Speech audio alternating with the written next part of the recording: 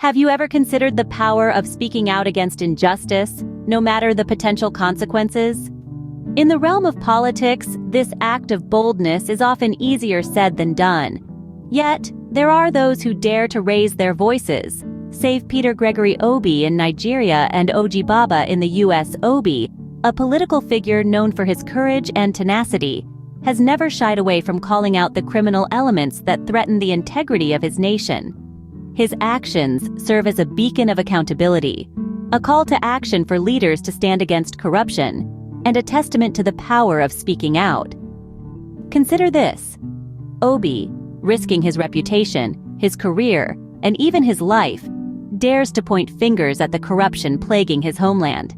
He bravely confronts the powers that be, demanding honesty, transparency, and justice. His fearlessness is not just admirable, but it is a lesson in leadership, a lesson in courage, and a lesson in responsibility. He is the one to first admit that so long as the leadership cadre do not eat, those underneath dare not think of it. They call him stingy because of his clampdown on waste. Oji Baba did not eat during the time he was the president of the student government. He was the only one who did call corruption at the Borbida. We see in Obi a man who understands that silence in the face of injustice is complicity. He knows that speaking out, no matter how dangerous, is a duty. His actions send a clear message to those in power. Corruption will not be tolerated, and those who abuse their power will not go unchecked. The implications of Obi's actions resonate far beyond the borders of Nigeria. They challenge leaders worldwide to hold themselves and each other accountable for their actions. They remind us all that leadership is not just about power, but about responsibility, integrity, and the courage to do what is right. If Peter Gregory Obi can courageously call out corruption in Nigeria, why can't Oji Baba do the same in America?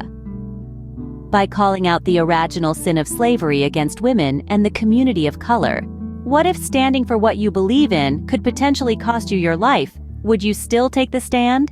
This is a question Peter Gregory Obi has answered affirmatively, time and time again. His fearlessness remains a beacon of hope in the face of adversity.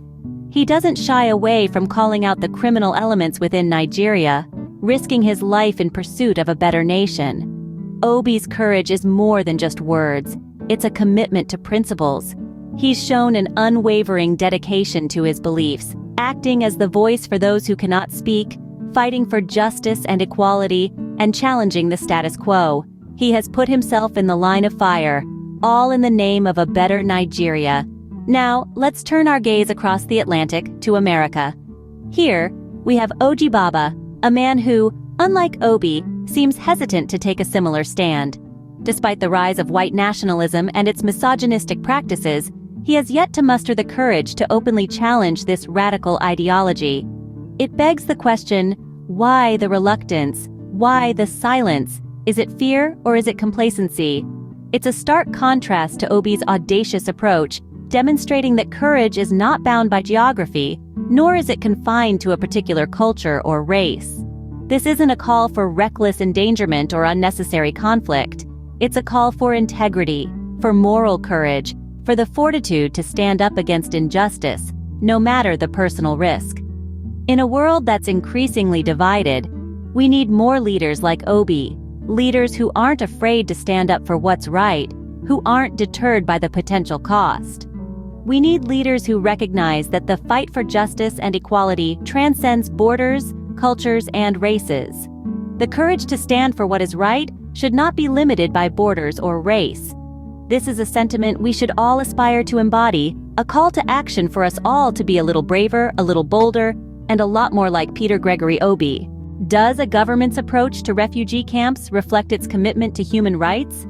This question leads us to the heart of an issue that spans across continents and cultures. Peter Gregory Obi, a prominent figure in Nigeria, has expressed a bold stance that Nigeria should not have refugee camps during times of peace, especially in the southern regions. This stance is not just about the physical presence of camps, but rather, it's about the principles they represent: displacement, insecurity, and a lack of permanence. Obi's position challenges the status quo, urging us to envision a country where everyone has a place to call home, even during the most trying times. Now, let's shift our gaze from Africa to North America. The United States, a country often seen as a beacon of hope and a land of opportunities, grapples with its own set of challenges. Consider the treatment of people of color, particularly those from South America and the Caribbean. Despite the country's promise of equality and justice for all, racial discrimination remains a deep-seated issue. This discrimination is not always explicit, but it subtly permeates many aspects of life, including immigration policies and practices. The contrast between Obi's vision for Nigeria and the current situation in the United States is stark. It raises the question, what does fairness look like in a diverse society? Is it merely about treating everyone the same, or does it involve recognizing and addressing systemic biases that disadvantage certain groups? In the end, it all comes back to human rights. Whether we're talking about refugee camps in Nigeria or racial discrimination in the United States, the common thread is the inherent dignity and worth of every individual. Fair treatment of all citizens, regardless of their skin color, should be a fundamental principle for any government. This is not just about policy changes. It's about shifting mindsets, challenging biases, and creating societies where everyone, regardless of their background, can thrive. Is the world suffering from a women's problem? This question, though seemingly simple, opens a Pandora's box of complex issues that span the globe. Both Nigeria and the United States, two nations vastly different in culture and governance, grapple with similar challenges when it comes to the treatment and representation of women. In both countries, women face a myriad of misogynistic practices that pervade various facets of society. In Nigeria, the patriarchal culture often leads to the marginalization of women in both public and private domains. Women are grossly underrepresented in decision-making platforms, and violence against women remains a pressing issue. On the other side of the Atlantic, the United States, a nation often hailed as a beacon of freedom and equality, also wrestles with deep-seated gender disparities. Women are still fighting for equal pay, adequate representation in leadership roles, and the eradication of systemic misogyny that often manifests in everyday life. In both nations, the struggle for gender equality is not a fringe movement, but a central issue that affects the health, wealth, and well-being of the entire population. The ripple effects of gender inequality are far-reaching, touching everything from economic growth to social development. But here's the silver lining. These challenges present an opportunity for change, for progress that could redefine the societal norms that have long held women back. The world has witnessed the transformative power of women's leadership, from New Zealand's Jacinda Ardern to Germany's Angela Merkel. These women have shattered glass ceilings and proven that female leadership is not only possible, but it can also be incredibly effective. Could the solution to the women's problem lie in female leadership? If more women were in positions of power, would we see a shift in priorities, a redefining of societal norms, and a move towards a more equitable world? With these issues at hand, could the solution lie in female leadership? It's a question worth pondering as we envision a world where everyone, regardless of gender, has an equal shot at success. Could women leadership be the solution we need?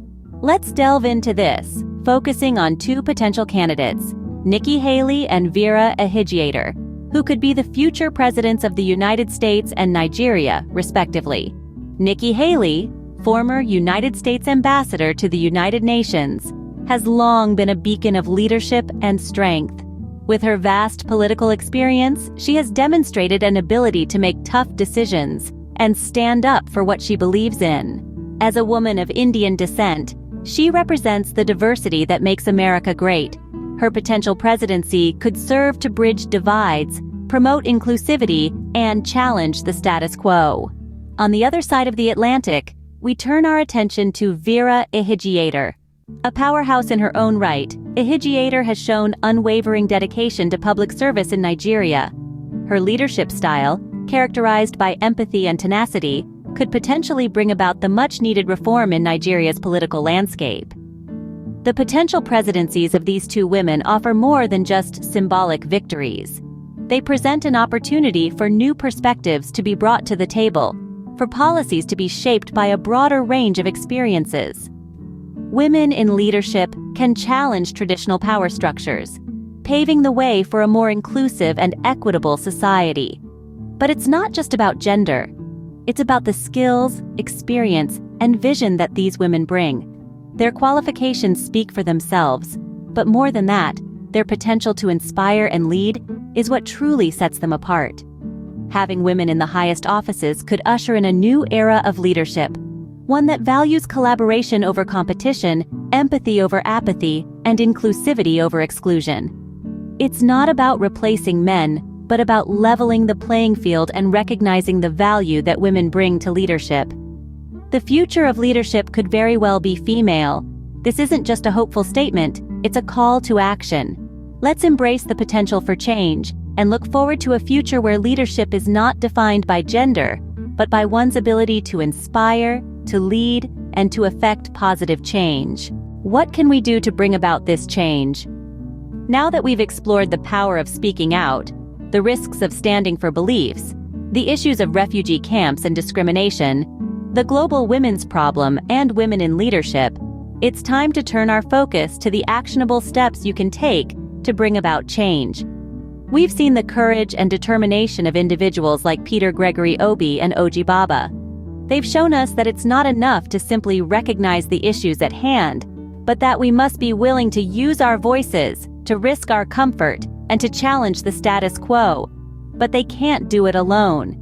We all have a role to play in shaping the future of our nations. One of the most powerful tools we have at our disposal is our ability to vote. Voting is more than just a civic duty. It's a way to exercise your voice and influence the direction of your country. Imagine the potential impact of your vote.